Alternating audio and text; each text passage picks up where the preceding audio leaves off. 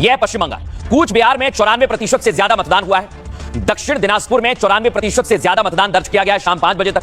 और वीरभूमि में 93, ये रिकॉर्ड मतदान है दर्शकों, 93.54% मूव कीजिए। मालदा में 92% मतदान दर्ज किया गया है। और इसके अलावा मुर्शिदाबाद में भी 92.84% मतदान हुआ। जलपाईगुड़ी में भी 92 के आसपास ही मतदान प्रतिशत रहा है दर्शक। झारग्राम में 5 बजे तक 91.78% मतदान हुआ। और पश्चिम मेदिनीपुर में 91.75% रहा है। आप सोचिए, हर जगह 90 से ज्यादा है। उत्तर दिनाज में भी 92% मतदान दर्ज किया गया। पुरुलिया में यह 89.41% रहा है। बांकुरा में फिर से 91.41% और दार्जिलिंग में 88%। ये 5 बजे तक के आंकड़े बता रहा हूं, लेकिन दर्शकों ये आंकड़े धीरे धीरे बढ़ेंगे। और आप ये मानकर चलिए कि इस समय जो बंगाल की स्थिति बनी है, बढ़ा हुआ वोट परसेंटेज इसको फायदा करेगा। दिखाऊंगा आपको उससे पहले रिपोर्ट।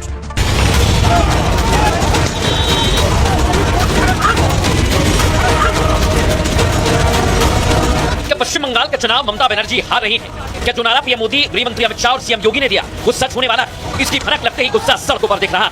टीएमसी कार्यकर्ता आउट ऑफ कंट्रोल हो चुके हैं। जो भी टीएमसी के लिए खतरा है, चाहे हुमायूं हो या कांग्रेस, बीजेपी हो या सीपीआई, हर पार्टी के कैंडिडेट पर अटैक हो रहा है। कहीं गोली, कहीं बम, पत्थरबाजी, लठबाजी।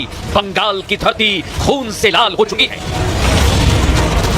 ममता जीतेंगी या हारेंगी, पहले ही राउंड में मातम बनने लगा है। कहीं गड़बड़ी की कोशिश, कहीं बूथ कैप्चरिंग की साजिश। सीआरपीएफ की मौजूदगी के बावजूद बवाल हो रहा है। क्या ममता के हाथ से बंगाल फिसल रहा है? दिल्ली আমাদের বাংলা টার্গেট করেছে, আমাদের টার্গেট দিল্লি। বাংলা জিতে দিল্লি থেকে বিজেপিকে হটানোর সংকল্পই হচ্ছে ওদের পাল্টা জবাব, মনে রাখবেন। पहले चरण की वोटिंग और दूसरे चरण में चुनाव प्रचार के बीच ममता ने जो सवाल उठाए उसके मायने बेहद गंभीर हैं। लेकिन उससे भी गंभीर बंगाल में रक्त चरित्र वाली स्क्रिप्ट है, जिसके रचयिता का इलाज अमित शाह करने वाले हैं। देखते जाइए, बंगाल में गृह मंत्री 4 मई तक डेरा डाल चुके हैं। अब दर्शकों मैं आपको बताऊंगा, अगर वोट परसेंटेज बढ़ा है तो यह किसको फायदा करेगा, क्योंकि दावा किया जा रहा है कि फायदा होने वाला है अलग अलग जगह पर, अलग अलग सीटों पर भारतीय जनता पार्टी को। ये दावा कौन करता है? बीजेपी करती है। इस रेस में कौन आगे दर्शकों? हिंसा के बीच पश्चिम बंगाल में पहले राउंड में जबरदस्त वोटिंग हुई। आपको बताऊं, टीएमसी कार्यकर्ताओं की गुंडागर्दी के बावजूद लोग पोलिंग बूथ पर पहुंचे और वोटिंग के दौरान हिंसक माहौल में भी जनता का जोश हाई नजर आया, जो सीधे तौर पर बंगाल में एंटी इनकम्बेंसी की तरफ इशारा करता है।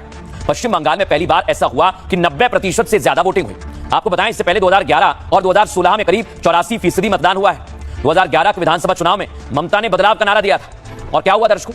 स्लोगन के बल पर ही ममता बनर्जी सत्ता की चाबी हासिल करती है। लेकिन इस बार वोटिंग प्रतिशत बढ़ने के बाद ममता बनर्जी ने अपना नारा बदल दिया है। अब ममता बनर्जी बदला स्लोगन से चौथी बार सत्ता में वापसी चाहती है, लेकिन उनके बदलाव वाले नारे को इस बार बीजेपी ने अपना स्लोगन बना लिया। सोचिए, पहले चरण का चुनाव उत्तरी बंगाल और बॉर्डर के जिलों में बड़ा खास है दर्शकों। इससे घुसपैठ, पहचान और आदिवासी जैसे सियासी मुद्दे हावी रहे हैं। इसके अलावा मतदाता सूची से नाम हटाए जाने पर भी काफी विवाद हुआ। टीएमसी का आरोप है कि नाम गायब होना ही नागरिकता के लिए खतरा है, जिसे बीजेपी गलत तरीके से बनाए गए वोटर्स को हटाने की प्रक्रिया बताती है। और सबसे बड़ी बात तो यह कि चुनाव प्रचार में हिंदू अस्मिता का मुद्दा भी सबसे ज्यादा केंद्र में रहा।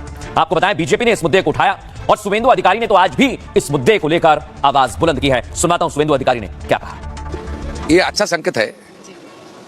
हमारी हिंदू माँ, दीदी, बहन, बेटी और सनातन समाज और अनएम्प्लॉयड यूथ, एडुकेटेड यूथ, ये जो उनका इंटरेस्ट नहीं था वोट के लिए, इस बार पूरा खुल के वोट कर रहा है।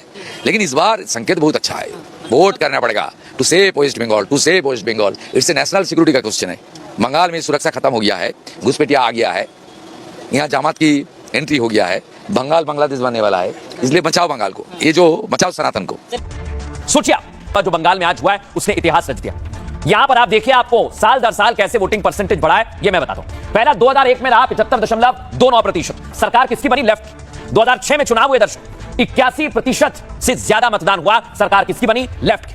और जैसे ही 2011 में वोटिंग परसेंटेज बढ़ा, 84 पर पहुंचा, तो सरकार किसकी बनी? बदल गई दर्शक, ममता दीदी की सरकार आ गई। इसके बाद 2016 और क्रमशः 2021 में चुनाव हुआ, 84, 83 और 82, सरकार नहीं बदली। लेकिन 2026 में करीब 92% पहुंच गया दर्शक, आप देख रहे हैं आंकड़ा।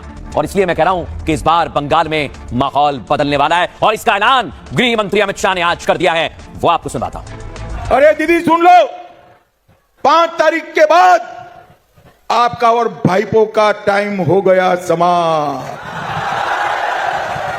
और यहां भाजपा की सरकार बनेगी। और एसआईआर छोड़ो, एक एक घुसपैठिए को चुन चुन कर निकालने का काम भारतीय जनता पार्टी करेगी। दर्शकों, गृह मंत्री अमित शाह ने तो दावे कर दिए लेकिन अब मैं आपको बताता हूं किस जिले में कितना वोट परसेंट रहा है, और यह आंकड़ा चौंकाने वाला है दर्शकों।